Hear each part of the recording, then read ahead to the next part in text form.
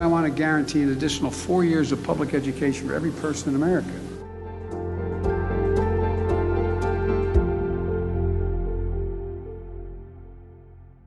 One of the reasons why we were the leading country in the world for so long and still on the edges is because we're the first industrial nation in the world to allow 12 years of free education back at the turn of the 20th century. But everybody's caught up. At the time they were debating what should be education in America, the argument was there should be 12 years of free education. And that's what got us ahead. That's what had us leap ahead of the rest of the world. But as I said, today everybody's caught up. Does anybody think in the 21st century, with the change that's taking place in technology and across the board, that 12 years of education is enough to be able to live a middle-class life? I don't think so. And so the fact of the matter is, I've decided we should have a minimum of 14 years of education. 14 years of education, which I'll explain in a second. You know, as the First Lady, I'm Jill Biden's husband, but as Jill would say, and she's a full-time community college professor while being the First Lady, she often says any nation that out-educates us is going to out-compete us. Any nation that out-educates us is going to out-compete us. That's why I want to guarantee an additional 4 years of public education for every person in America, starting with providing 2 years of universal, high-quality preschool for 3- and 4-year-olds, building on what the governor has been doing here in Illinois.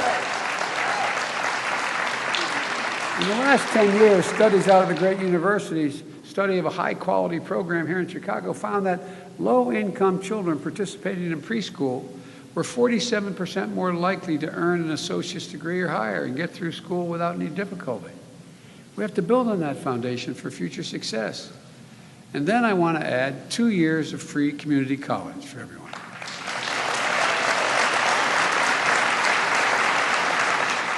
And we can afford it. I'll tell you how. That could boost earnings of high school graduates with low-wage jobs by nearly $6,000 a year on average. The average annual cost of a 2-year degree in Illinois is $4,200. Under my proposal, that cost would be zero.